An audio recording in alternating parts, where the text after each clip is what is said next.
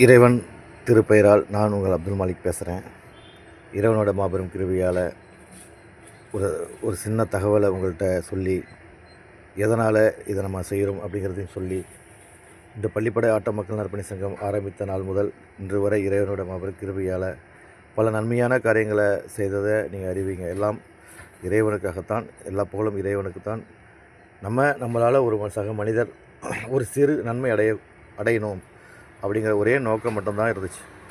வேறு எந்த நோக்கமும் இல்லை. இந்த பள்ளிப்படை ஆட்ட மக்கள் நற்பணி சங்கம் வளர்கிறதுனால எதுவுமே கிடையாது.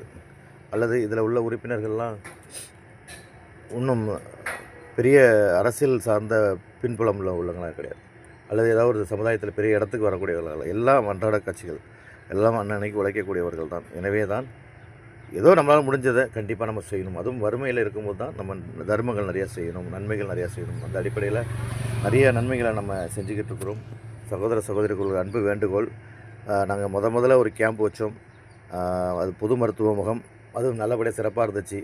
அதனால் 2வது கேம்ப் வைக்கும்போது இன்னும் சிறப்பாக வைக்கணும் அப்படி சொல்லி எல்லா மக்களும் பயன்பெறணும், ஒரு 300-400 மக்கள்கிட்ட பயன்பெறணும் அப்படின்ற அடிப்படையில் ஒரு கேம்ப் ஒன்று ஏற்பாடு பண்ணியிருக்கோம். இறைவனோட அருளால், இறைவன் நாடினால் மே 3ஆம் தேதி மாபெரும் இலவச கண் மருத்துவ முகாம் மற்றும் பொது மருத்துவ முகாம் ரோட்டரி கிளப்பில், நம்ம பள்ளிப்படை ரோட்டரி கிளப்பில் டேட்டெலாம் வாங்கிட்டோம்.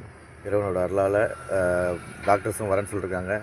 இதில் ஏகப்பட்ட செலவினங்களாவது மருந்து மாத்திரைகள்னா அவங்க இலவசமாக கொடுக்குறாங்க. ஆனால் அவங்களுக்கு உணவு 35 பேர் போல் வராங்க. அப்புறம் ரோட்டரி கிளப் வாடகை, 2 வேளை உணவு அவங்களுக்கும், அப்புறம் ரோட்டரி கிளப்பு, அப்புறம் டீ, ஸ்நாக்ஸு போன்ற செலவினங்கள் மற்றும் சில செலவினங்கள், உள் செலவினங்கள், வெளி செலவினங்கள், விளம்பர செலவினங்கள், இப்படி நிறைய செலவினங்கள் ஆகுது.